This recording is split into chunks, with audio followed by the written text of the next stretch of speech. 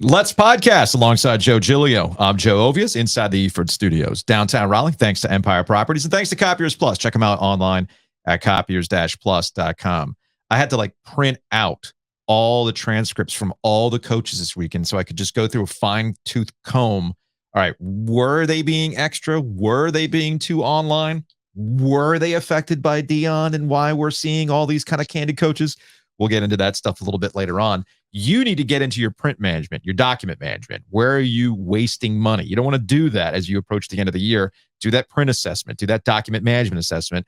Contact Copiers-Plus today. Yeah, what's the harm in figuring out how you're losing money and how you could save money? Makes a lot of sense to me. No harm. So go to copiers-plus.com.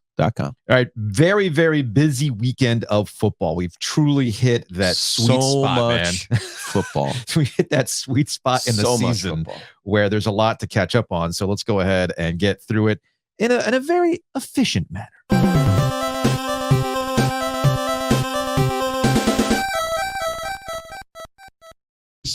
It is premature evaluations. Let us start, Joe. Not with Carolina, not with NC State, but with Duke. UNC is 4-0 for the first time since 1997. Look at Mac Brown in 1997. Look at Mac Brown today. Look at yourself from 1997 and look at yourself today. That's how long it's been. However, Duke continues to steal the football spotlight from the Tar Heels 4 weeks into the season. They've been the biggest surprise out of the ACC, and they got game day showing up with Notre Dame coming to town on Saturday. Very hype. For a minute there, I saw Mike Elko watching Clemson handle Florida State thinking, we might have the best team in the ACC. What? They still might. I think the part that's getting me is Riley Leonard's been fun to watch, but Riley Leonard hasn't exactly been doing it with his arm. Actually, I think Riley Leonard is what they wanted Brennan Armstrong to be at NC State. He has not turned the ball over. He has not thrown any interceptions. He has not had any fumbles. He's been efficient on the ground, making plays happen. Now, you could make the argument that at this point in time, Duke's got better position players, a better offensive line, better running backs than where NC State is, which is its own entire conversation. But as it stands, Riley Leonard is not hurting the Blue Devils, and he's making big plays happen. Is he better than Drake May? No. However, we've seen a lot more exciting things coming out of Riley Leonard so far this season. Duke's been completely dominant in their games, and I know they're not playing the greatest teams in the history of football. Yeah. But plus 114 is their scoring margin right now. That's crazy. Impressive. Yeah, young Connor O'Neal, D1. Duke's defense has given up 5 touchdowns in 4 games. They have been a muffed punt, putting Clemson at the 16. After an offside on a field goal, it gave Lafayette a first down. On a 8.5-minute drive by Northwestern. 1:26 left with the backups in against Northwestern and with 12 seconds left versus the backups in the UConn game. In fact, most of the air yards, this stat was pretty interesting, I thought. UConn in this game, and again, Elko's the defensive guy. Huskies gained 69 yards, nice, through the air on the final drive. That is what spoiled the shutout, but 45 passing yards in the rest of the game. In the air. And that's just kind of where you say they're dominating. Oddly enough, it's from the defensive side of the ball.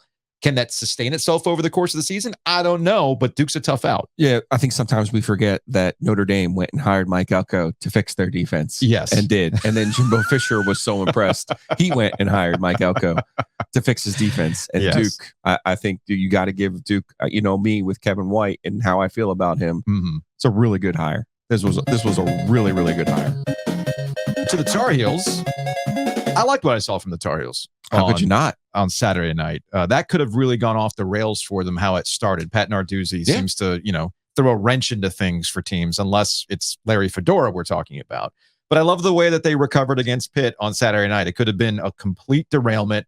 I love that we finally saw Drake May's first game of the season, that he truly showed you everything that he is capable of after a little bit of a slow start. Including a left-handed touchdown Dude, pass. that left-handed throw was off the charts. Like, I was in Richmond for youth hockey, and I had to watch that game on my laptop because, shockingly enough, the hotel in Richmond did not have the ACC network at the bar. What are we doing here? But I was so geeked by that left-handed throw that I almost tossed the laptop off my lap. I was like, what? was crazy to watch. Carolina's 4-0. Their next 3 games are at home. Mm-hmm. I'll ask again, who will be the first team to beat the Tar Heels? That was a significant hurdle, in my opinion. That the style of play for Pitt to handle them the way that they did, 41-24, especially after Pitt was feisty early. All good things are happening for the Heels right now. So against Minnesota, it was about Nate McCollum. Against Pitt, it was J.J. Jones with 115 yards in catching. I bring this up because the Tez Walker debates aside, there was always going to be an adjustment without Josh Downs. We asked about the absence of Josh Downs. Who was going to be the guy that was going to step up? How long is it going to take for Drake May with a new offensive coordinator to find that sweet spot, to start clicking about what they're good at and what they might be deficient at? Earlier, and the other thing about North Carolina so far, and I think this really truly came home to roost in the Pitt game. It's a buzz phrase that gets overused, but it is applicable here. Truly complementary football. North Carolina got to this point 3-0 before the Pitt game, winning different ways. They won with their defense against South Carolina. They won with their run game against App State, and Drake May really turned it on in the game against Minnesota. And Nate McCollum was the story of that game. And you started to get the sense like, okay, they're starting to find each other. They're starting to work well with each other. What's the ceiling here for North Carolina? And is it the roof? Is it the roof? It's way beyond that. It's way beyond the roof right now. And the defense, which it was an atrocious first quarter. I think they gave up 145 yards total. A lot of that was on the ground. Settled down finally. It made Pitt's bad offense exactly what we've seen so far this season. Phil Jurkovich in that offense is just not it for Pat Narduzzi. And they finally made him look that way, because that's another trouble spot for North Carolina in years past. They've made QBs, they've made running backs look otherworldly with this bend, don't break. They were doing a lot of breaking early on, but again, I like the way they recovered and ended up dominating that game. To Friday night with NC State and Virginia, a slog of a game as we were preparing for a slog of Ophelia-related weather coming through the area here in the Triangle. I really don't know what to say about NC State at this point other than ask a question. What were the expectations for the Wolfpack this season? What did people truly expect out of the Wolfpack this season? 7 or 8 wins. Do you think would be a good year? Do you think they can still do that in their own janky, like we'll find a way, which is what Dave Doeren's been kind of doing the last couple seasons? Everything been thrown at him. Can they do it again with this group? Can they get to a bowl? Do you want my answer? Yeah, I want your answer. I want your answer. Because we're going to get into Dave Doeren's comments in a larger conversation about coaches so far this weekend in a little bit. But I want to talk about this game specifically, what we've seen and what people think MJ Morris is capable of adding to this team right now as currently constructed that makes you think it's going to go over the top. Yeah, the quarterback is a different conversation. Okay. People listening to this are like, wow, the Joes are truly speechless about the Wolfpack. I want to be clear. Yeah. There's nothing wrong with having a down year. Of course not. Like, this is part of it. When you're not Alabama, you're not Ohio State, you're going to have years where you're trying to get your roster back in order. And I get it. The big shiny thing in college football right now is DeionSanders. We'll just go out and get 60 new players. Okay. That's not going to happen at NC State. All right. And quite frankly, one of Dave Doeren's strengths has been finding players, retaining players, developing players, and then having that 3rd and 4th year with a group where you feel like they have a chance. Last year was one of those chances, right? 2017 was one of those chances. 2016 with all of the talent that they had. Like, those are the teams to get mad at about Dave Doeren. This is not a team to get mad at Dave Doeren about. All right. This is the part of the cycle where you're like, okay, how can we figure out? And I appreciate what they did this offseason to answer the Armstrong question. And they went out and got a guy from Oregon too, by the way, to play on the offensive line who gets hurt. We never see him. Yeah. Right. You bring back a Jordan Houston, you bring back a Trent Penix, and you have Peyton Wilson who you're paying, and Dylan McMahon who you're paying. Dylan McMahon's hurt, by the way. So I appreciate what they tried to do, but much like the Panthers, I don't see it paying off for them this year. That's not a bad thing. Like, I think if they go 5-7 this year, I know they're 3-1 right now, but you got to understand who they just beat. Virginia's bad. They're bad. Like, I don't know Tony Elliott. and I hesitate to even say this, he's Carl Franks. Like, he's going to go down with one of the worst records in the history of that program. And if you don't know the history of Virginia football, it's really bad for coaches not named George Welsh. Like, it's really bad. And he's going to be on that list for all kinds of reasons. Okay. Amongst them, he's just not a very good coach. Yeah. Right. And sometimes, it's a year, a very difficult year for him. And then this year, they're legitimately probably going to go 1-11 this year. And NC State needed a miracle penalty and then a second penalty on a kick to win the football game. So where does that leave NC State? Don't know. So you're going forward. You got 8 games left. You have to win 3 of those 8 games. And you say, well, that's certainly possible. And I agree. It's certainly possible. But you look at what NC State's been struggling with their offense, the way that they had 180 passing yards in this game. I think you and I can both agree we saw a football game between NC State and Maryland last year in Charlotte. Even though it was mostly backups for both teams, those teams were pretty even, right? Yeah. In Charlotte. Yeah. Maryland threw for 342 yards against this terrible Virginia defense.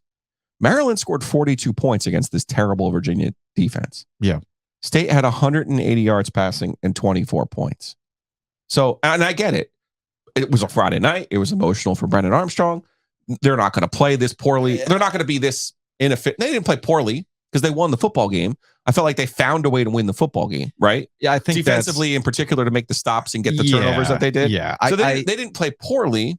I just think there's a ceiling to this team because talent-wise, they're just very, very average. Yeah, I'm with you. And we'll get into that. And there's a little bit more. Absolutely nothing wrong with being 5-7 or 6-6, in my opinion, in your worst year. Well, because you could be 3-9. You could be winless in the ACC, which Dave did for the first time in the history of the program. This is true.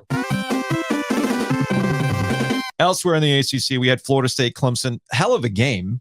Hell of a finish. Did anyone talk about that game nationally? I'm normally not. I don't even know what national is anymore, but the lack of attention to that game was fairly disturbing to me. Well, it's because there's nothing in that group that gives you the WWE payoff. Okay, and we'll get to that. That's where we're at right now when it comes to college football and the attention economy that comes along with it.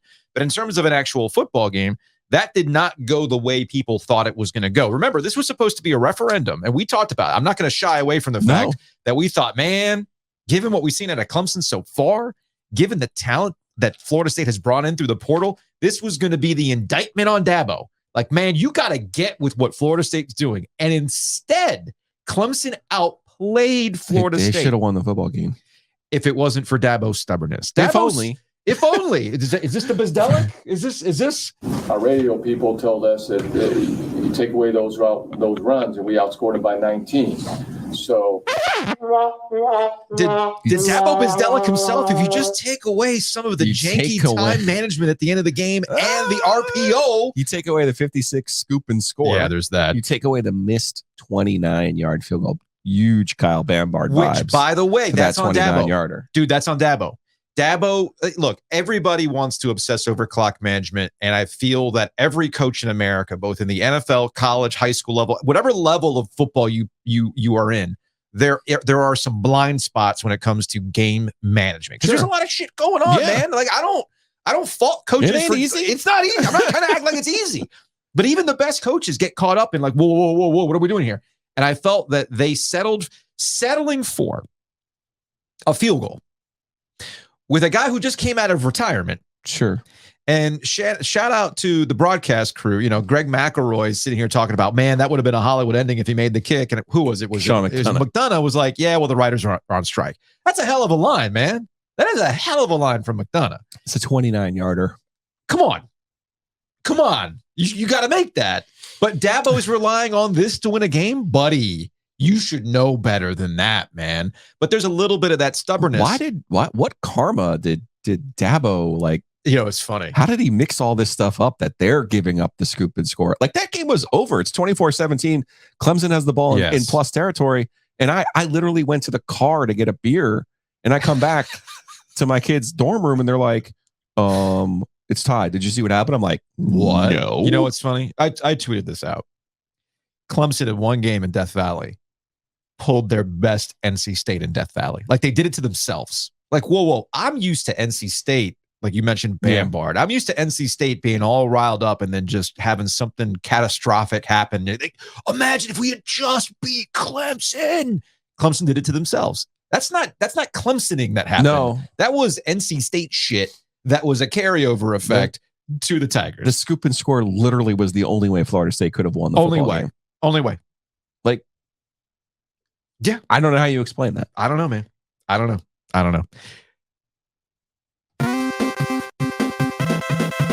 Speaking of coaching mistakes, Marcus Freeman, Notre Dame. I thought the game was over. So much so. And everybody thought the game was over to the point where Kirk Herbstreit's talking about game day being at Wallace Wade, because I think they put that announcement out there because even the broadcast crew thought, oh, okay, well, Notre Dame's going to win this game and we can set up this matchup between the undefeated Blue Devils and this Notre Dame squad. This is going to be crazy, right? You got the tie with Elko and Notre Dame, first time ever at Duke. Like, this is a big deal. Cool, right? Instead, what happened was Ohio State found a way to win. And Marcus Freeman did not help matters by not understanding how many yards you're going to take on a penalty in a goal line situation. Here's what he said after the game when it was found out they had 10 players on defense on that final play. Yeah, we were trying to get a fourth D lineman on the field, and I told him just stay off because we can't afford a penalty. I didn't have any timeouts, right? So we couldn't afford a penalty there. And yeah, it's on us. We've got to be better. Okay. So you would rather change. I can't afford to take a penalty there. What? To move up 18 inches? To move up half a yard? Like, what are we talking about here? You would rather go with 10 defenders than 11? That doesn't make any sense to me. Yeah, well, you just said a lot happens in clock management and end game situations. It gets chaotic. Mm-hmm. I can see the thought process being, if I blatantly send somebody onto the field, now all of a sudden Ohio State gets a free play, which we've seen people have different mentalities when it comes to a free play. That it wasn't a defensive lineman is the one that's getting me. Like, because really what's your corner going to do on a a play that? Assuming Ohio State doesn't snap it and throw it out to the uncovered guy, right? Sure. So I'm not going to, I don't, this doesn't bother me. This one doesn't bother me. Okay. Fair enough. Because I could see it both ways. That's fair.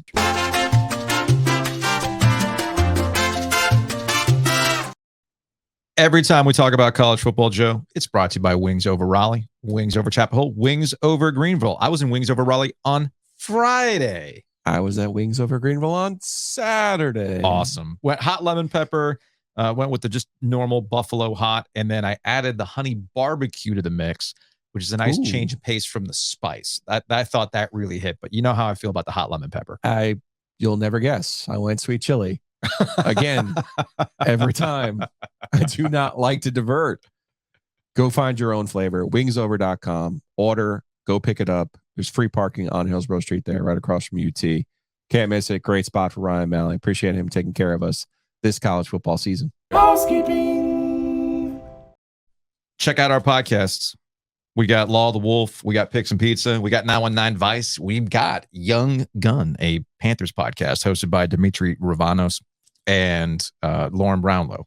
And they got a new episode coming out this week. You can check it out on Origin Sports too. If you have a Roku, a Samsung TV, any number of these streaming boxes, there's Origin Sports. It's a fast channel. And now once a week, Young Gun's going to show up on that channel, which I think is really, really cool. Really, really happy for them. Want to thank State Farm Insurance for sponsoring Ovias and Giglio. You can check out Matt Davis. He's based in Garner. I'm a State Farm guy. Matt Davis. So I know what quality you're dealing with when you deal with State Farm. Matt Davis, like all other State Farm agents, he's there. You can call him 919-779-8277, and he's going to save you money. I think we've got 2 instances now where we've got some people have saved some money. Do it. Troy did save about 40%. Are you kidding? Love it. That's a huge savings as someone who now understands tax percentages and things that you give up. So I played golf with Matt on Friday in the Garner Chiropractic Open over at Lonnie Pool. It was a great time. Great afternoon. And he said, oh yeah, that guy Troy, like his mom is with us now too. I said, see, advertising works. It works, guys. Tell your friends. Tell them to contact us. Better yet, go to the oginsurance.com. Find out for yourself. It is peak football season. Basketball season's right around the corner. you need to be outfitted. It's also hoodie season at this point as the temperatures are getting slightly cooler, and Homefield's got all that gear for you. Check them out online, homefieldapparel.com. Use that promo code OG23 to save 15% off your order. Again, that's OG23 to save 15%. They keep dropping new stuff all the time. And the cool thing about Homefield is it's got a really good community. You can download the app. You start getting even more coupons so you can be properly fitted for any tailgate that you have. It's good stuff. So again, big thanks to Homefield Apparel. Again, use that promo code OG23.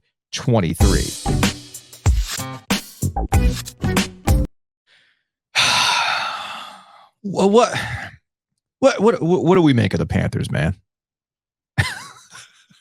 They're through 3 weeks of the season, they are the most penalized team in the NFL. They had a horrendous showing on procedural penalties alone. They were very close to having an all-time record in offsides. I believe the record was set by the Giants in 2005. They were close to surpassing that on one drive alone. Ike Ekwonu, I think, had like 4 offsides in one sequence. It was crazy. And I don't want to call him out. Chandler Zavala also had a procedural penalty as well. It was just a complete failure. Pack pros. It was a complete failure by the entire team. A complete failure from the coaching staff to the players themselves. It was a bad showing, and it makes me wonder, what the hell are the Panthers doing here with Frank Reich? I hope he kept the receipt, by the way. Did David Tepper keep the receipt on the $1 billion all-star coaching staff?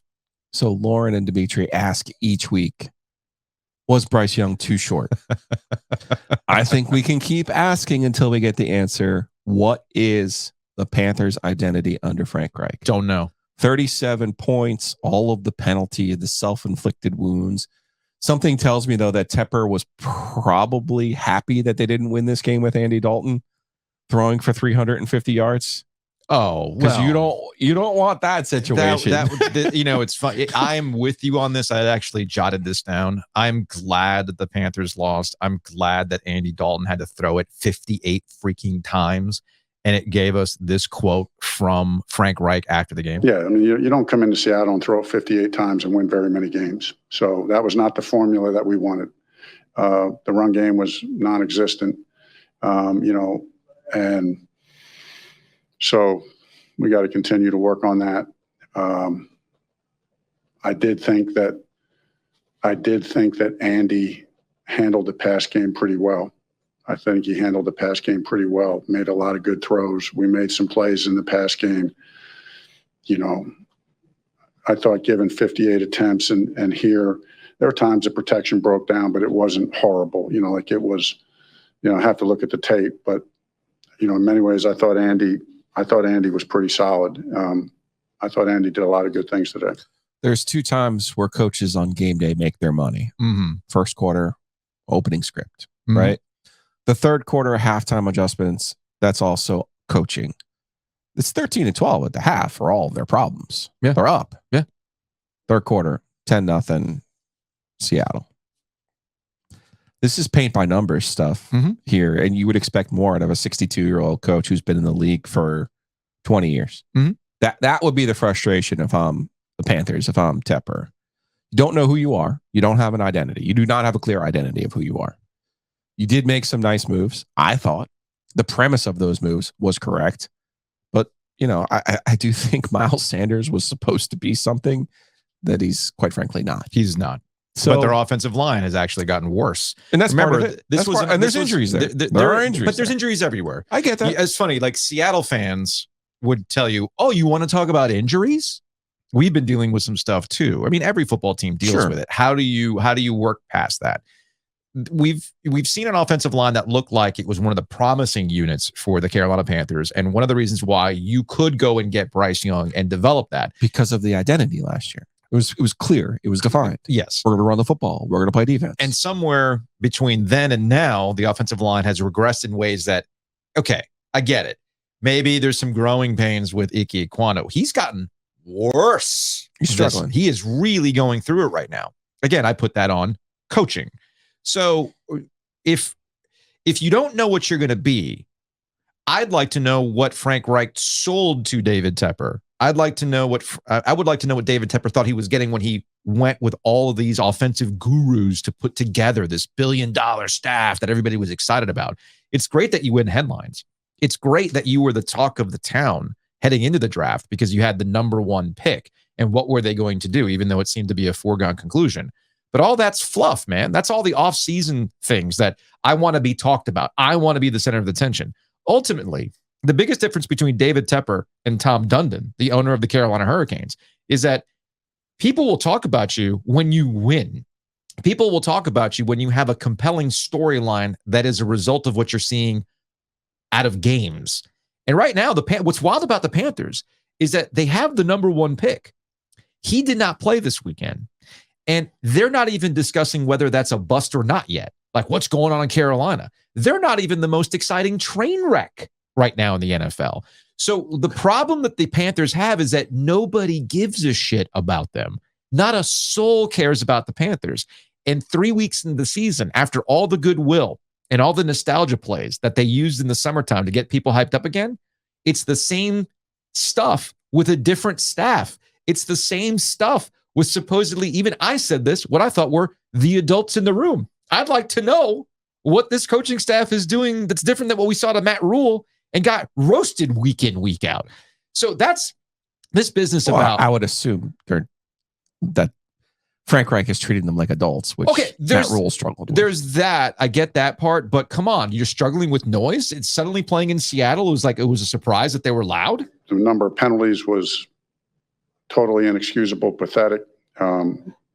We talked in there. I would just say this as a general statement. First of all, what we said in there was, and I mean every ounce of it, I have a very strong belief in our team and our players. I have a very strong belief in our coaches. And I know we can be a good football team if we don't beat ourselves. That being said, what we did, the number of penalties that we had on offense was pathetic. And, that starts with me as an offensive coach. That starts with our offensive coaches, getting our players ready. And that starts with our players. That's unacceptable. I mean, it's like we never played in the noise before. We knew it was coming. We practiced all week with noise. I mean, Wednesday, it was so loud out there, you couldn't even think. Well, I guess it didn't really work. That was Frank Reich talking about the penalties and the noise and everything else that was sneaking up on you. Back to your point about Andy Dalton. And it's kind of a good thing that they lost this game because we would have gone into the laziest argument possible about QB wins and it's Andy's team going forward, BryceYoung, this and that. It's a lazy conversation. It's the most base level conversation we have on NFL overreaction Mondays. We did this with the Cowboys. We did this with... I do hope, though, that... What was his name? What, with Cooper Rush? No. The white guy who replaced Cam Newton ended up in Washington. Kyle Allen. Yes, it was Kyle Allen's team. You got to... No, it was Christian McCaffrey's team. He was... Defense and Christian McCaffrey were the reason why they were winning those games. I said this after last week, that we can't have an honest conversation about BryceYoung because the team around him is not very good. Offensive line has regressed. The guys that they went and got to be wide receivers were, as Lauren Brownlow so eloquently put it, these are flex position guys for your fantasy football team. They don't have Tyreek Hill, who's probably the MVP of the first 3 weeks of the NFL season, based on what we've seen so far out of the Miami Dolphins.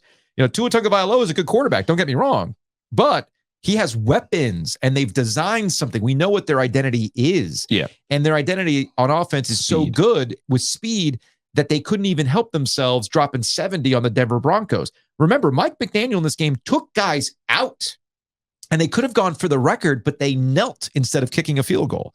That's how badly things went for the Denver Broncos this weekend as they dropped 70 on the Denver Broncos. But the Dolphins, as I talked about last week, built to get to this point. So you're screwed in terms of your first round picks because you used them to get BryceYoung. So they could be bad this year. The what are they going to do? Could have the top 2 picks in the draft. Think about that, right? Number 1, number 2. Think about that. So that's where the Bears are more interesting as a bad team. The Panthers don't even have that. But people were looking at Andy Dalton, the offense, looking like it was getting better. No, the wide receivers were doing a better job than that. than what we have seen over the first 2 weeks of the season. James Data over at SB Nation pulled this stat. First game of the season where Thielen is over average on separation and he's cooking. Shark is close to average. Shockingly enough, when your wide receivers can create some separation, look what happens. You can actually do some things on offense. The tape eaters, the people who watch the All 22, the NFL Plus All 22, and they take the screen grabs, they went through a lot of plays in the loss to the New Orleans Saints on Monday night. And every single one of those screen grabs, it was what's BryceYoung supposed to do here? Like I say, look at the play, look at the wide receivers, look at how they're covered. What's BryceYoung supposed to do here? And BryceYoung, for the most part, had been doing pretty well with the lack of windows, the lack of opportunities. He was completing these passes best he could. So Andy Dalton looked a little bit better because guess what? The wide receivers are doing a little bit better job creating separation. So all of this is to say, in a big picture view, the problem isn't BryceYoung. The problem isn't BryceYoung was the wrong pick. Dude, BryceYoung's not the problem. He's not. Unless you want to subscribe to this conspiracy theory. You want to get into the conspiracy theory? Yeah. Hit me with this conspiracy theory. I like those. Do we know where BryceYoung got hurt in Monday night? Do we know that yet? I don't think so. Like, do we know the play where it happened? Has anybody explained how it is that BryceYoung completed that game, actually looked pretty good at the end of the game? They got some garbage time yards, and then all of a sudden, he's out 1 to 2 weeks without even so much of a report that he's testing it out. I didn't get a single Schefter. I didn't get a single Joe Person. I didn't get a single JJ. BryceYoung has to be taken off the field because he really wants to play this weekend. I think, again, this is conspiracy mode here. I think the Panthers have come to the realization, oh man, we suck. And it's entirely possible that we're going to ruin the development of BryceYoung in front of a crap team with an offensive line that's regressed and wide receivers that have not cashed the way we thought it was going to go. So that's conspiracy number one. Okay. Let me just state for the record, as I have multiple times since I know Georgia played Alabama. I know. Excuse me. Ohio State basically beat Georgia and just didn't win the football game. Sure. I think CJ Stroud should have been the number 1 overall pick in this draft. Fine. And what I've seen so far has not changed my mind. Okay. Now, that doesn't mean BryceYoung can't be a good quarterback in the NFL. I'll just say it again. He's not a guy. I don't think he's a guy who's going to win games for you. If you're sitting here saying he needs Tariq Hill, he needs Jalen Waddle, he needs everything else, well, then he's not a difference maker. And it's hard to be the number 1 overall pick and not be a difference maker. That's just hard. Yeah. And I don't think that's a conspiracy, by the way, to say that they're trying to protect him now under the guise of an ankle injury. Whatever they're doing. I actually think BryceYoung might have been better off as a Mahomes. Yeah. Remember, he's supposed to be the pocket Mahomes. But again, that gets back Mahomes to identity. didn't play. That gets back to identity. Alex Smith played. Remember, Mr. Average played. Gets back to the identity. They said in the offseason, they want him to play all 17 games. All 17. If you had sold it that we brought Andy Dalton in to set things up for BryceYoung to take over in the future, because we're going long term. Tagovailoa. Yes. Because they had Fitzmagic there, and then they unleashed Tagovailoa. Ryan Fitzpatrick was essentially the football equivalent of a baseball relief pitcher. That's what he was. Yeah. When they actually took Tua out in situations that were a little too much for him in game-winning situations, and people screamed, but I got what they were trying to do. Oh, you're slow walking Tua into these situations. You're trying to develop for the long-term run. And they stuck to it. They stuck with it.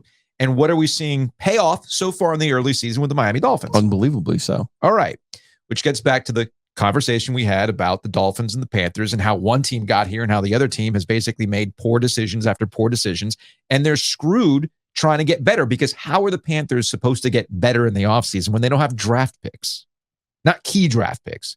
Not assets that they can flip to go get a difference maker at wide receiver if they want to. What are they going to do? Now, they had Brian Burns, but they decided, no, we're going to keep Brian Burns, but then not pay him. And you had 2 first-round picks you could have gotten for Brian Burns, theoretically, if you believe the report about the Rams.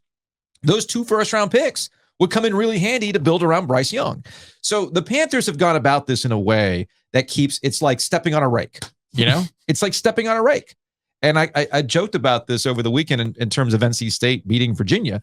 There's 3 ways you can win football games. All right. It's the old Herb Sendek remixed. Herb Sendek, the NC State coach, used to joke with you. Yep. There's 2 ways to win a basketball he wasn't joking. game. He was very very serious. There's 2 ways to win a basketball game or win any sporting contest, really. You can score more than the other team. Mm-hmm. You can prevent the team that you're playing from scoring more than you. But I've added a third. Don't punch yourself in the dick. And repeatedly, or not as often as the other team, and you'll probably walk out with a win. But that's what the Carolina Panthers have been doing. They keep stepping on the rake. It's like the meme where the kid sticks the stick in his bicycle and crashes and then goes, man, I can't believe this happened. Well, you do it to yourself.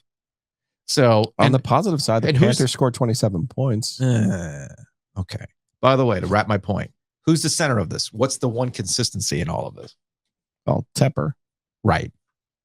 So when do they win? When do they win? I asked you when does the North Carolina Tar Heels lose?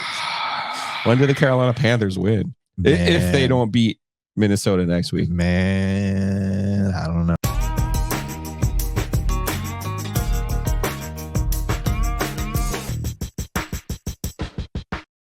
Every time we talk about the Carolina Panthers, it's brought to you by Graffiti. Downtown Cary. Check them out. They got Sunday specials for all those football games. And given how the Panthers have been playing, you might need a stiff drink.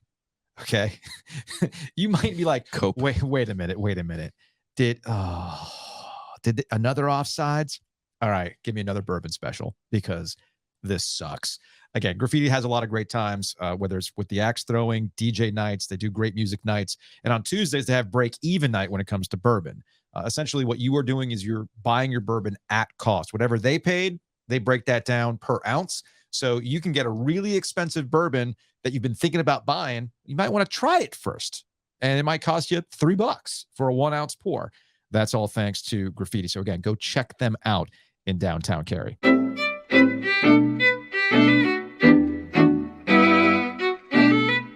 That thong. I'm telling you, it's thong song. It's good stuff. I'm telling you, it's the thong song. That's what that is. Big thanks to Hometown Realty for sponsoring Ovia's and Gilio. Check them out, myhtr.com. When it comes to home buying, you need somebody that understands the market, understands what's coming in, what it's going to take to get that house. And more importantly, when it comes to selling a house, you don't want to leave money on the table in this market. Homes are going for over list. So why would you just sell it to an online site that says, oh, we'll just give you money right now? No. Not in this market. Hometown Realty can help you with that. Barry Woodard and his crew, more than 250 agents, 6 locations. Find the best one for you at myhtr.com. My new favorite thing about myhtr.com, the mortgage calculator. Math. I'm not good at math. Always wins. I'm not really good at math. Big thanks to Whitaker and Hamer for sponsoring Ovia's and Gilio. Check them out, wh.lawyer. You have to sell a house. You got to go to closing. They can handle those sorts of things. You need to break a grant of rights. They might have some thoughts on that too. So again, go check them out, wh.lawyer. If they're smart enough to have the world's greatest URL, Josh Whitaker, Joe Hamer, they're smart enough to help you with all of your legal needs. Next topic, please. Do you like the WWE era we have entered with college football coaches, Joe? Yes. We finally did it. Let's actually start local. Let's go back to Friday first and get back to a conversation we were having about NC State and Virginia and what exactly this team is about before we get into DeionSanders, Dan Lanning, Ryan Day, coaches going after old pundits. I mean, both Lee Corso and Lou Holtz were taking strays this weekend. So let's talk about candid coach number 1. That would be Dave Doeren. This was at the end of his press conference after they beat Virginia in a way that left people wanting more. It's a classic. I called it a Dave Doeren special. They won, and yet people are still walking away upset. Tell me we haven't had this conversation about a Dave Doeren win in the last 11 years, multiple times. I mean, how many times have we had that conversation? A couple. Yeah. Yes. So Friday night was exactly what we've seen out of Dave Doeren teams. They won some way, somehow, and people are pissed. And Dave Doeren, I think, has been reading people's tweets. What we did tonight, I thought, was a bunch of guys had to play. There was injuries in the second play of the game. Boykin goes down, and all week in practice, Cecil Powell was our backup strong safety. Cecil went in the game, got hurt. So both strong safeties were hurt in the first quarter. And so Bishop Fitzgerald moves from free safety to strong safety. Didn't take a rep in practice all week at that position. That's what we were dealing with. You know what I mean? Like, those are the things going on you guys don't understand. And so I thought we played really well under the circumstance with what we had. Devon Betty wasn't in practice all week because him and his fiance had a baby. You know, so he missed all the practices this week. So beautiful baby girl. You know, that's going on. There's real life stuff happening on this team. You know, on offense, you know, we lost a running back on the second to last day of the week. You know, and then we get out there and all of a sudden Raphael gets hurt. You know, those things are real. And people want to bitch at play calling and this, that, and the other. Like, there's other stuff going on, man. We found a way to win on the road in the rain against an inspired football team. Shit, be happy we won. It's a good win. I'm excited to go home 3-1, get ready to play Louisville, you know? So that's Dave Doeren. Thanks to Ethan Hyman at the News and Observer for capturing that footage and sending it to me for today's show. Ethan does great work. The injury stuff, that's coach speak. That part doesn't really move me in any way, shape, or form, because every coach has given that speech at some point in time. Here are all the things that you guys don't know what's going on. Every coach has done that. Cool, whatever. The part that I found fascinating was the end. It was the shit, be happy we won. All right, I'll take 3-1. And I tweeted this out with some pushback, Joe, but I think Jamie won't let us put that on shirts, will he? What? Shit, be happy we won. I don't see why not. We could do like the little, you know, the ampersand, the pound sign, the exclamation point, be happy with one. Actually, I'm thinking about a Notre Dame, you know, play like a champion today to put behind me that says, shit, just be happy we put out a podcast today. All right. But I had tweeted this out and I got some pushback. It's like, that's Dave straight up admitting implicitly, man, I don't know what you thought this team was going to be, but I'm going to take it. I'm going to take any win we can get this year, because that's just the kind of season we have, which of course gets to the pushback, another form of pushback in that, well, how is a team rebuilding in year 11? It always seems like this team is rebuilding every single year. And it's like, whoa. Handle that. Whoa. First off, 99% of college football programs live this life. All right. And rebuilding is all relative to the success of a program. Like a rebuilding year at Alabama looks like this, but a rebuilding year at a program like NC State, which is the majority of college football programs, is that you have these windows. If you want to get on Dave Doeren for missing the opportunity the last 3 seasons with veteran groups, cool. But if you want to get on Dave Doeren this year, I'm not seeing it. This is not the team to be mad at. No, no, not the droids you're looking for. And I don't mind his comments either. Now, one thing I will say, that NC State's not great at messaging. They never have. Never been have been messaging in the history of NC State. And maybe he gave more comments about Jordan Houston, but something tells me that he didn't. Yeah.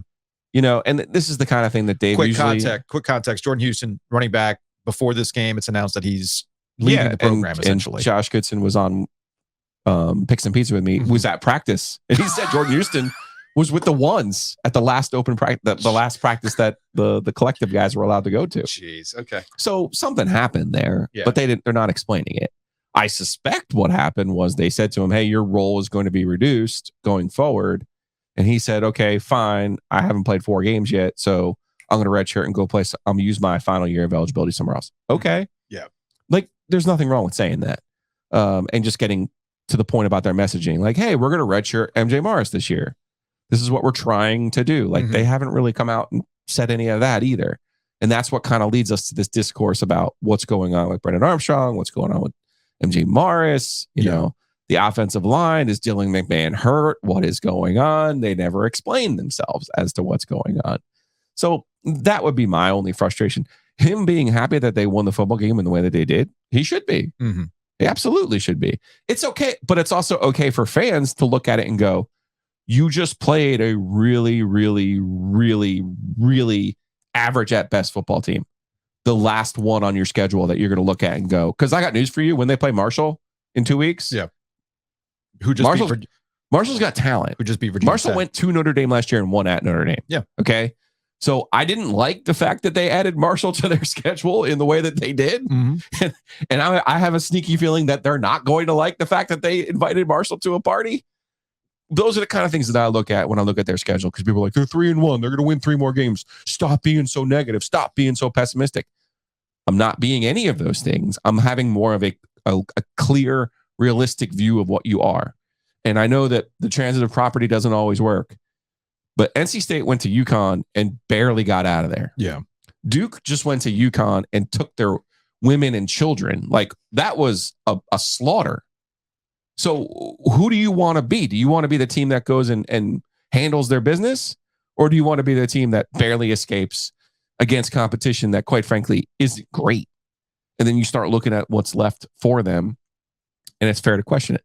Now, they could show out on Friday night. I feel like I created it. It's my freaking law, people. Mm-hmm. They could absolutely show out on Friday night against Louisville. Absolutely, that could happen. Mm-hmm. Based on what I've seen, though, that's unlikely to happen. Yeah. But where they are, having a down, like I've said, Dave's bad teams have been bad. His first team went 3-9 and didn't win an ACC game. Like, that's bad. There has been one winless team in ACC play in the history of NC State football. It's them. It was Dave's first team. Yes. In 19, they won 1 game in the league. They were bad.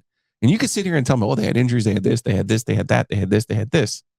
Buddy, the ACC is not like, you're not playing the 89 Niners here. Yeah. Like, there are games to be had, right?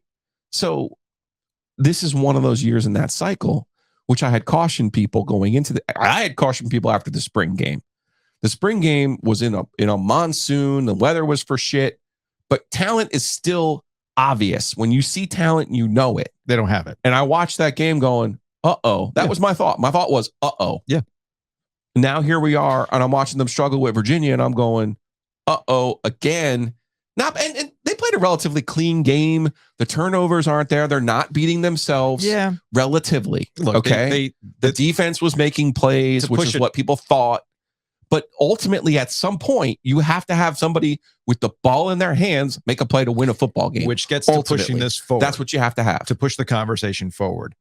How does a program like NC State get around that? They're trying next year. And again, this is part of the larger arc of NC State this year. Mm-hmm. This year, they went and spent money on Brennan Armstrong in the portal. Mm-hmm. Okay. And I'm assuming they paid the kid from Oregon to come play offensive line. I think it's fair to assume. I'm going to assume he didn't randomly just come here from Oregon without being paid. I'm assuming any playmaker that shows up to a place, there's something that's going on, which is fine. So that's the way of the world. They tried to do what they could to avoid that bad year yes. by adding those veteran players. Yes. I don't hate that. You'll note in the next cycle, they went out and paid the kid from Burlington, who's a freshman, who's a hot shot recruit receiver, playmaker. Mm-hmm. The question now is, can you keep that kid in this world of NIL? But I don't disagree with the premise of saying, okay, we couldn't get so-and-so as a 5th or 6th year guy because Keon Coleman from Michigan State. NC State's not in that tax bracket. That's not who they are. So you have to either find bargain basement Belichick, knockoffs in the transfer portal, or you can try to get a kid like Jonathan Paylor, who you say, I'm in on the ground floor. I'm paying you early. We're going to take care of you. Let's see what happens from here. Also, when you have a player like that in recruiting, just as they saw with Drake Thomas, sometimes you get a guy and he goes and gets other guys. Yes. And that's how you get back to that 3rd and 4th year cycle. They're just in a spot right now that is not foreign for teams that are not named Ohio State, Alabama, Georgia. It's a reality of college football, even in the portal era. Speaking of Ohio State, to transition to other candid coaches from the weekend, Ryan Day, it really was a viral weekend for coaches. It started with Dan Lanning, the Oregon coach, which we'll get to in a second. And then it closes with Ryan Day at Ohio State going WWE shoot promo on Lou Holtz. What? So here's, did you see the golfer that I sent you? I'm going to be perfectly honest with you. Yeah. I didn't know Lou Holtz was still with us. That's fair. Did you see the golfer that went viral last week? The guy ripped off his shirt. The Barstool thing. No, the different one. Yeah, it was a different guy. The guy rips off his shirt. Yes. He was like a lone golfer, which is a separate conversation you and I can have about should you be wary of the guy who's just golfing by himself? And have you ever been that guy, Joe? So this guy rips his shirt off. He's like, "You come at me!" Well, that's what Ryan Day did, and I'm like, "Oh man, what's got him so fired up?" And apparently, it was Lou Holtz. Toughness. That's it. Physicality, across the board, finish it off, having guts. You know, like I like to know where Lou Holtz is right now. Yeah. What he said about our team. I cannot believe. This is a tough team right here. We're proud to be from Ohio, and it's always been Ohio against the world. And it'll continue to be Ohio against the world. But I'll tell you what, I love those kids, and we got a tough team. We're going on to Michigan. We're going to Arkansas. Yeah. All right. So what did Lou Holtz say? Like what's got him so fired up? Lou Holtz was on with Pat McAfee. And here's what he said. And you look at Coach Day, and I coached at Ohio State under Woody Hayes. We won the national championship when I was there. That's right. So I'm proud of that. However, he has lost to Alabama, Georgia, Clemson, Michigan twice, and everybody that beats him does so because they're more physical than Ohio State. And I think Notre Dame will take that same approach. Okay, what did Lou Holtz say that was wrong? I feel like Ryan Day was using Lou Holtz as an avatar for his own fan base. Because when you lose to Michigan the way that they did last year, they got run out of the gym. Yeah. And it was like, that was not a, hey, we're really close. Mm-hmm. That was, you just took the ball and put it in our ear. I'm glad you brought that up because in Day's rant, he continued. What did they prove to you tonight in this victory that you'll take away and run with? Toughness. Everybody's questioning these kids all the time. Nobody's questioning the kids, dude. They're questioning you. They're questioning you, your play calling. Are they prepared? Like, shout out to my guy Travis, who used to work at ESPN. But you're wanting this to be rants on him all the time. But you're wanting this to be both ways right now. How so? You're extremely online. Yes. Ryan Day is like our age. Yes. Why is he not allowed to be extremely online? Because he's hypocritical about it. Why is what is he being hypocritical about? He is the guy. He's yelling back at the clouds. He's yelling back at Twitter is what he's doing. Dave Doeren at did the his same own thing, by the fans. way. He's yelling back at his own fans, not whoever, Lou Holtz or whoever. Here's where it's hypocritical. He's mad at his own fans who are rightly sitting there going, how is Michigan running the ball for 400 yards against us with a backup running back? It's hypocritical to me when coaches expose themselves to being extremely online because they spend 364 days out of the year telling you to block out the noise. They tell their players, get off social media. It's rat poison. Social media is what's wrong with this country. Back in my day, I used to read a newspaper and walk up the street to my school in the snow both ways. I didn't have this stuff. People gassing you up and telling you you're great all the time. You need to get off social media. Social media is bad. In fact, telling families that I don't let my kids have a phone is the new, I don't have a TV in my house. All right. So it's hypocritical when coaches go on these rants because it exposes that they're just as weak-minded as the people they say are what's wrong with this country. However, I think there's something deeper going on here. I think Deion has opened the door finally for these coaches to take these small little things and blow them up into motivational speeches. I want to be really clear about what I'm saying here because understandably, I got a little pushback from our listeners when I pointed out that Deion's in these guys' heads. All right. What is college football about more so than any other sport? Attention. Recruiting and attention. Trying to get somebody's attention. Come play for you. Which is why I thought it was hysterical that the pregame speech by Dan Lanning, the Oregon coach, ahead of this game against Colorado and Deion sounded like this. The Cinderella story is over, man. Right? They're fighting for clicks. We're fighting for wins. There's a difference. Right? There's a difference. Right? This game ain't going to be played in Hollywood. It's going to be played on the grass. Right? It's going to be played on the grass. Okay, cool. And Dan Lanning ran it up on Colorado. He's making a point. I was here for that. That was a good line. Now, okay. But Joe, we're all old enough. How did Oregon become a power? How did Oregon become a household name? Phil Knight gave them a bunch of money and they wore different uniforms for like every game. Was that doing it for clicks? Is that doing it for attention? Put yourself on the map, right? Am I missing something? How do we appeal to the youths? Yes, we can. Exactly. We can attribute all special uniforms to Oregon. Exactly. Yes. And this is football's copycat. All copycat. Somebody does something. Oh, are you putting Is Duke basketball doing a thing where they're doing these graphics and like they're sitting at a throne and they're coming here? Oh, is there a shoe wall at Carolina? Well, I need to have a cool neon thing. I mean, hell, man, I got cool neon behind me. We got good vibe. Everything is a copycat. You take what works and you try to apply it to yourself. So I understand where the attitude can come from that college coaches have been doing this kind of stuff for years, these kind of shoot promos, if you will, because it's attention.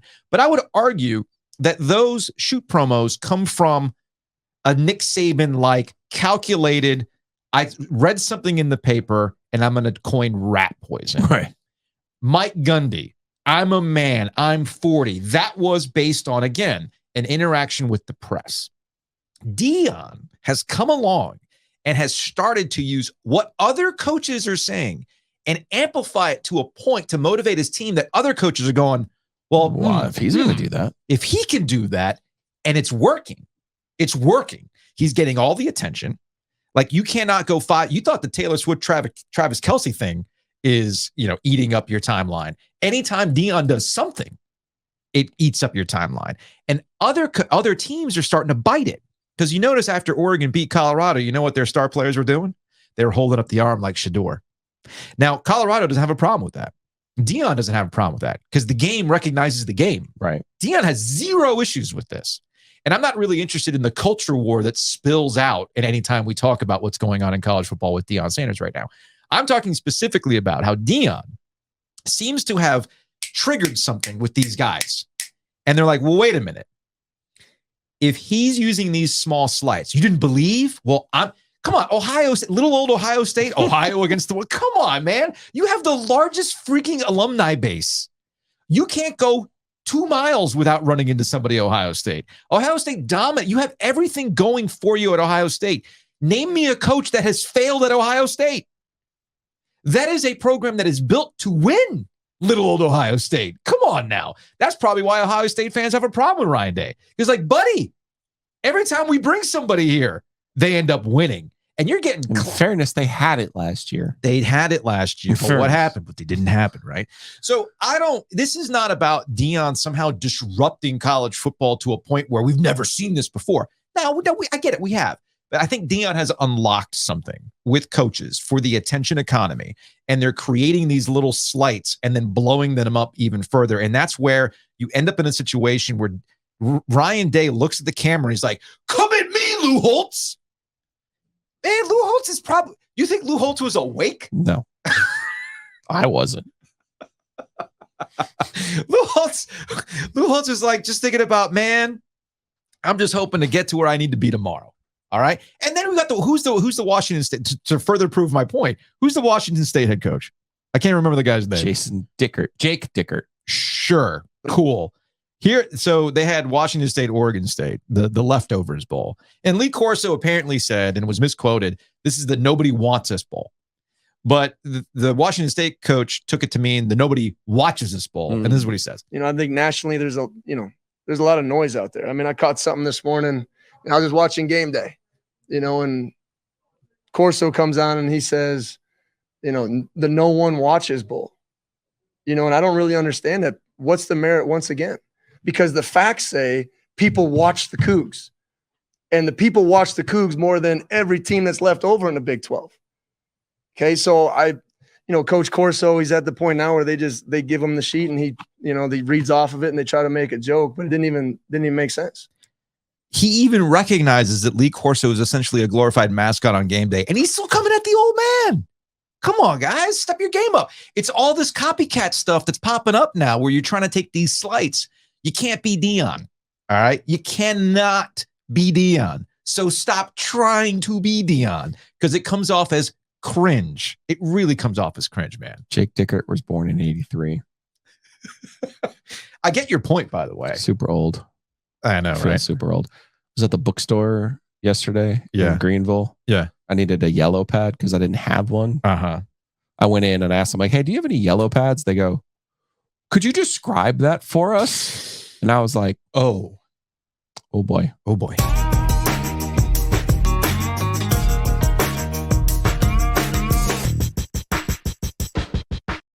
Can you describe gasoline to me. People know what gasoline is. It's not all just plug-in and hybrids right now, right?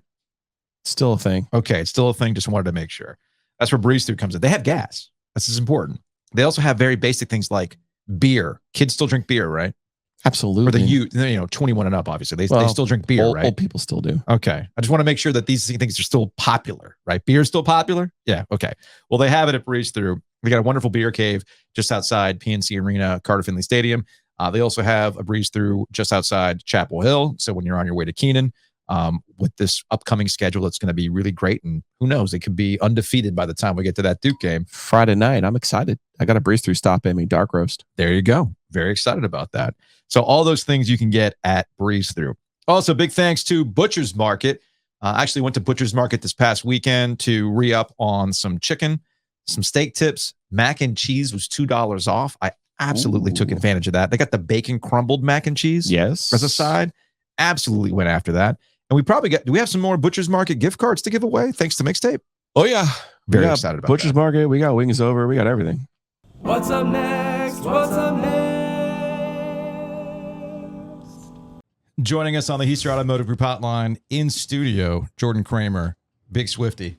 Huge. You're wearing your Swift merch today, too. I know. I went to the concert, so I had to spend insane amount of money on a T-shirt that I will wear about 5 times in my life just to prove it. All right. How much was the T-shirt? I think it was like $45. Oh, that's not terrible. It's not terrible. But I could also be completely wrong because by the end of the concert, when I bought it, I was so like delusional from standing there for 3.5 hours that it might have been more. I believe the football world is delusional when it comes to Travis Kelce and Taylor Swift. This is a PR stunt. No, they are not together. No, it's not. They are not together. There's no way. First off, what does Taylor Swift possibly need any PR for that she's using Travis Kelce? Since it's not about Travis Kelce. This is about reminding the NFL who really runs the show. Here's my conspiracy, since it's been a conspiracy day. What did they announce earlier in the day? Usher.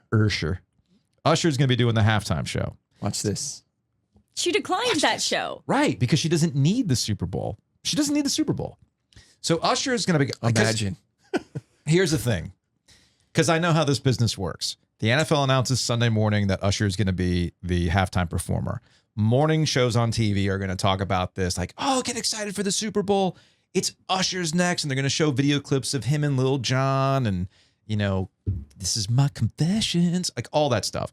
FM morning shows, we're going to bump all day with Usher, all right? And then compare that with, what was your favorite halftime show? I know how this game is played, but I always forget that Swift really knows how the game is played. I think you're delusional. And she shows up in Travis Kelce's super secret suite with his mother, which I have questions about, and she completely steals the show. That's what everybody's talking about today. Okay, well, if this is a PR stunt, then this is also kind of backfired on Taylor because the NFL is salivating over this matchup because for years they have wanted to matchup, whatever, this matching, this pairing, this dating, whatever they are. But for years they have wanted to appeal to 2 key demographics. Yes. That is younger and that is women. Mm-hmm. What does Taylor Swift appeal to? More than anything, women. And especially now, she's getting into like the younger demographic. Of course. The NFL, Roger Goodell could not be happier to have one of his players, I'll say dating, because I think they are dating. I don't know. You can go about your own way. Do you think, you saw the outfit he was wearing when he walked through, right? Yeah, how sweet. No, do you know what that outfit was? It was the 1989 bedroom set. Yeah, you think I have watched hours worth of content for those, on Taylor Swift and Travis Kelce, okay? For those who are like, wait, what the hell is Ovi talking about? If you go to Taylor Swift's website as they get ready for the launch of 1989, Taylor's version, which is... it's not her website. It's not on her website. I thought it was her website. No, it's a designer. It's a designer who did that? Okay, my bad. But 1989 is getting... This whole game around 1989. The re-release, yes. And 1989 actually is the album that actually got me to become a Swiftie. Her first pop album. Her first real pop record. I was like, oh, I get it now. Mm-hmm. Totally get it. I love that record. Regardless. So he's wearing this pajama set that is basically a 1989 theme. And this is where I'm starting to think it's a PR work. I think maybe it was just, I honestly, okay, first off, let's not give Travis Kelce like that much credit. I think he was probably like on the internet looking up like 1989 male clothing. And that's what popped up. And he was like, and buy. And buy. Add to cart. Travis Kelce is not her type. No, and I think it's a good thing. You think that's a good thing? Yes, because I think she's always, first off, I think about Taylor Swift an unhealthy amount. My mom told me yesterday she thinks I need to talk to my therapist about how much I think about Taylor Swift. You're not alone, by the way. No, I'm not. And I'm honestly not in the top 90% of her fans and the obsession. So I can live in the bottom 10. Mm-hmm. But she's always dated these moody thinker, entertainment industry guys, right? Sure. Travis Kelce's definitely not a thinker. Not a thinker. They're never going to be on her level. Mm-hmm. Nobody in the entertainment industry will ever be on Taylor Swift's level. Yeah. I think it is so great that he has his own thing. He's in his own field. He's at the top of his game. There's never going to be that competition for the biggest entertainer or anything. And there never will be because she's not going to be beat in that category. No, she's not. That's why I would never date an NFL player. I wouldn't either, Ever. personally, but you know what? I like that Taylor Swift is in her athlete era. I'm here for it. We've all been there. We've all done it. So why not Taylor Swift? To your point about where she is and how nobody can get on her level, that's what upset me about this Trey Wingo question that was making the rounds overnight. Lord. So Trey Wingo, formerly ESPN, I don't know what Wingo's doing these days. So he says, so everyone freaked out that Taylor Swift was in the Travis Kelce suite today. Here's the only thing I really care about. Who do you think is better at their job, Kelce or Taylor? Kelce is a first ballot Hall of Famer and arguably the best to ever play that position. And then he has the poll. And I'm thinking to myself, what's up with the Rob Gronkowski erasure? Okay. Gronk truly revolutionized that position. And I'm sure there are some Kansas City fans that would go, whoa. We're talking tight ends? We're talking tight ends. You just want to not talk about Tony Gonzalez? Okay, cool. Which actually got me to ask a question in return to Trey. What do you think Trey Wingo thinks Taylor Swift does? What do you think he thinks? He probably thinks she's still a country singer. Right. No, dude. Yeah. No. It's what do you think her job is? Do you think she's just famous for the sake of being famous? No. Yeah, she's a Kardashian, actually. She's a mastermind. Okay. My favorite mastermind tweet was the woman who tweeted Taylor Swift being 33 and not wasting any time dating this guy for a week and already best friends with the mom. Yeah. Is big. I am not here to waste anyone's time and energy. Meeting the mom that quick? Meeting the mom that quick? Y'all are so new to the Swiftie universe because you guys are not remembering the Tom Hiddleston era. When that was quick though. She met his mom quick. She's always been like that. She's the mom's girl. Which I get. Okay, that gets to the next question. What genre of Taylor Swift song are we going to get when this eventually flames out? I don't know, but first off, it may not flame out. Maybe they're going to get married and have babies, okay? You don't know. Please. I choose to believe in Taylor Swift's love life. It gives a lot of women hope for their own. No. Taylor Swift's thing is, from my perspective, what I interpret out of Taylor Swift is that she has really honed in on bad at love. And that's where the relatability comes into play. I think that's really mean to say. How so? Just because I love her and I refuse to believe that. But all of her songs essentially are of a particular flavor of, I'm bad at this. Not all of her songs, first off. Not all of her songs are about romance. And I can list off I forgot. 10. There's ones where she murders somebody and tries to get away with it. There's also the one that she sings about her mom's cancer diagnosis. So, okay. All right, George. I'm going to win this. If there's a Taylor Swift argument to be had, I am going to win it. That's fair. I will concede. To make this local, though, didn't this come about because Travis Kelce shot his shot on Twitter or something? He said that he went to her concert, and at her concerts, there's friendship bracelets. I actually had a little 8-year-old girl next to me give me a friendship bracelet. It was the sweetest thing in my life. I still have it.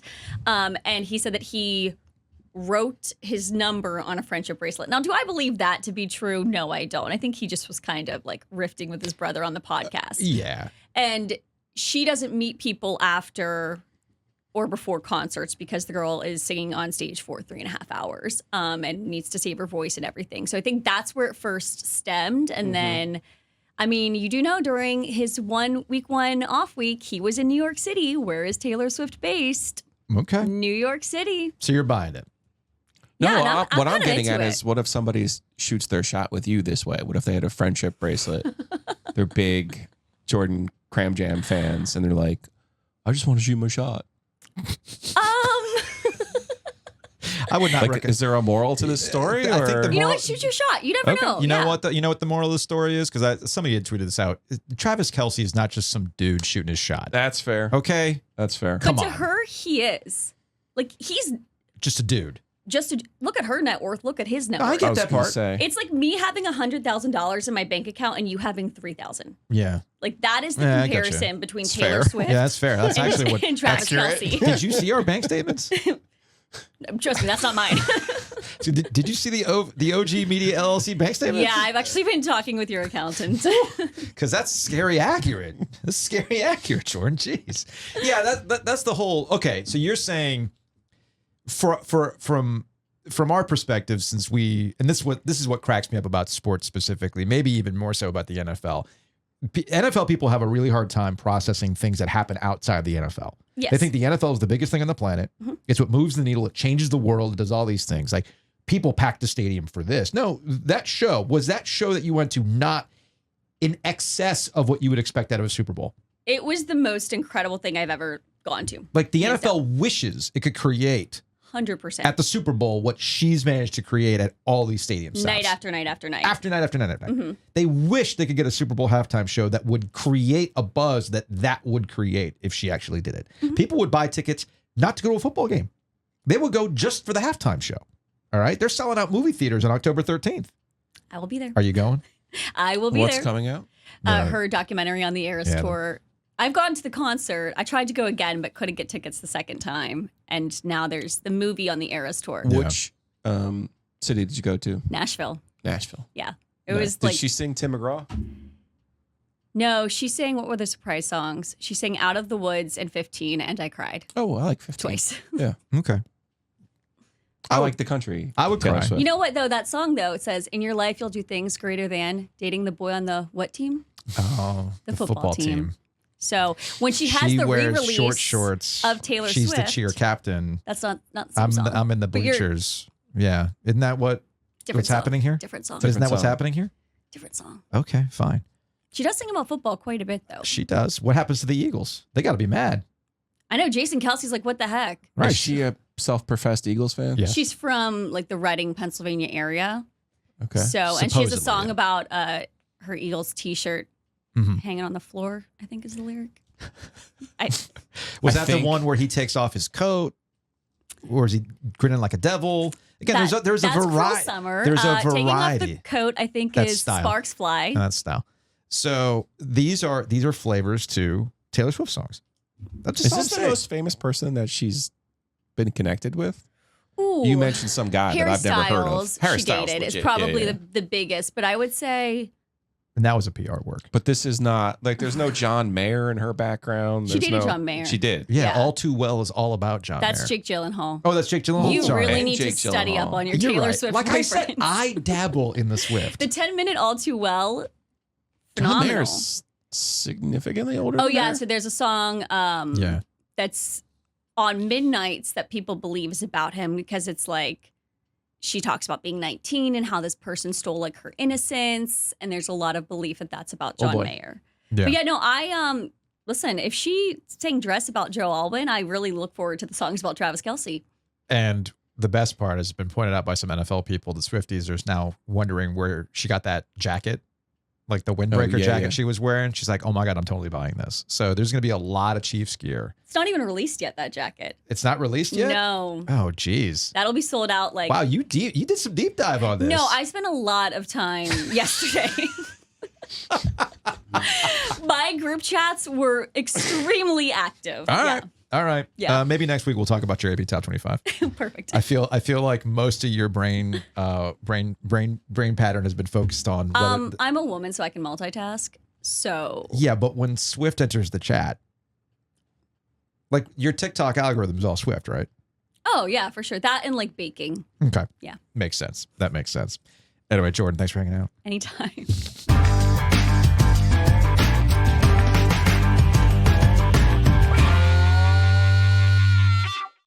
Big thanks to Mosquito Authority for sponsoring Ovias and Gilio. Check them out at bugsbite.com. Again, that's bugsbite.com. I've been using Mosquito Authority throughout the summer. Great results. Joe, you've been using Pest Authority.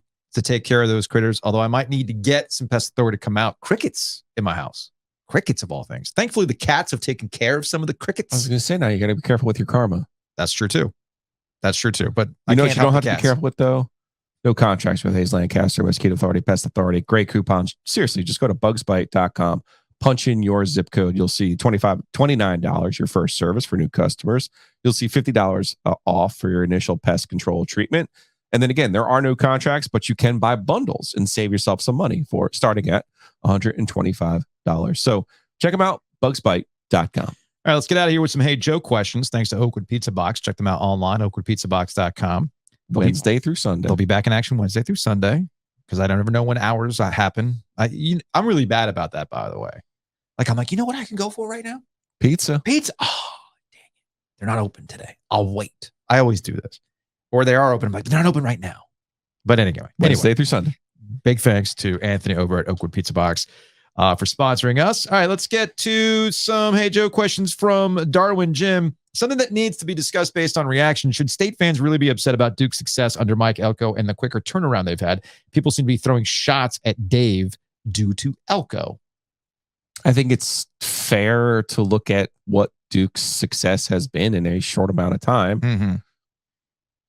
That's really good coaching by Mike Elko. It is. You know what's going on? That doesn't mean you take NC State down, but I think you can appreciate and admire what Mike Elko has done in a short amount of time at Duke. You know what this is to me? I mean, who knows? Maybe I'm exposing myself here. But like the Dave Doeren, man, just be happy we won. That's like 11th year of a marriage energy. Yes. Okay. I'm not saying it's something that you should be proud of. I'm just saying when you've been with somebody for a long time, you're going to have some moments where you're like, I mean, come on. I emptied the dishwasher. Like, what do you want me to do? Right. Like bare minimum shit. Right. These are, again, conversations that I've had, but that happens after a long period of time. You know, the Elko thing or a new coach somewhere else who seems to be turning things around quickly. Yes, you highlight the Elkos of the world and they're doing a great job, but okay, well, where will things be after a couple of years? Hey, you know, David Cutcliffe had things running there for a bit. And of course, it eventually found its level. You could be Brent Pry at Virginia Tech. New coach comes in. It's all good. Tony Elliott at Virginia. I mean, these things kind of happen. Hey, who was the guy at Georgia Tech that was Mr. Waffle House? Yeah, he's gone. He's gone. Collins. Jeff Collins, right? That was, oh, man, he gets Atlanta. This is great. Didn't happen. So, I don't know. Sometimes when you're at a place for a really long time, I think Dave can handle it better. I think it gets back to what you said. The messaging at NC State tends to be a big problem. From Bull City coordinators, the ACC has 4 ranked undefeated teams, 6 unbeaten teams total. Given that background, shouldn't our conference be scrapped, disassembled, and sold for spare parts? Asking for the SEC media machine. Look, I think it comes back down to a real simple thing. I don't think it's ACC disrespect. I think it comes down to there are other storylines in college football right now that are taking all the air out of the room, the biggest one being DeionSanders. And what's going to happen with Nick Saban. Yeah, and all these unbeaten teams, Syracuse and Miami, I'm thinking top of my head, yeah, you got to play somebody. Yeah. Well, what's funny, I bring up Nick Saban. You had pointed out to me, apparently Paul Feinbaum went on ESPN and said, Dan Lanning's a guy that could be the next guy at Alabama. Like, what are we doing here? My favorite part of that, though, was when he was talking about Bo Nix. Because remember, the SEC is not what they've been. Right. And there's no doubt the SEC champion will make the college football playoff. There's no doubt in my mind. But I don't think you're going to see the national champion be from the SEC this year. So I think we saw this when Texas beat Alabama. It was, look, we won expansion. We're adding Texas. See? Yeah. You see what happens? See? And now that Oregon has wiped the floor with Colorado, Feinbaum's on like, hey, you know who their quarterback is? He played at Auburn for 4 years. See? SEC still rules the world. And their coach, well, you know, he used to work at Georgia and he used to work for Nick Saban. So he could be the next coach at Alabama. From Todd, will the Dolphins win the AFC? I mean, provided Tua stays healthy, I don't see why not. I bet you, but by the way, that was in relation to a tweet that I made about Nathaniel Hackett. I think he stopped caring about what Zach Wilson did at the end of that Jets game because he was looking at that Denver Broncos score. It's like, oh, it wasn't me. So whose fault is it now? Whew. We'll talk about that more tomorrow. From Scott, what's the ceiling on the NFL plus Taylor Swift? Can we fathom how big this is? Bigger than Janet Jackson and Justin Timberlake? Yes, bigger than that. Oh, yeah. Somebody had pointed this out. I'd seen a TikTok. in relation to the NFL having seen this before, right? And like, remember Jessica Simpson, Tony Romo? Sure. Right. And it became this. Still not this. It's not that level, but you know what they did to Jessica Simpson? You know what they did to Olivia? Yoko Romo. You remember what they did to Olivia Munn with Aaron Rodgers? Yeah. Like, y'all, Taylor Swift you can't do this with Taylor Swift. It's impossible. She is so big. Yeah, she won't be the bad guy. She will not be the bad guy. No. It will be about Travis Kelce being distracted by trying to shoot a shot with Taylor Swift. It's that simple. It will not be Taylor Swift's fault, period. All right, let's get to Steve. Any chance you could have a pronunciation lesson for media folks on how to pronounce Louisville? Did they need it? Louisville? Oh. Louisville? Isn't it Louisville? Louisville. It's Louisville. Yeah. Just like you pronounce also, P with Clemson. It's a blackout on Friday. Yeah. The only acceptable time for NC State to wear black is when they play Louisville. Yeah. It should actually be required by the ACC because when they have those games where one wears like their home reds and the other one wears the road whites, I'm like, and they're both Adidas. I'm like, I have no idea which team is which. Don't do it. All right, that's gonna wrap it up for today's edition. We will see you Tuesday.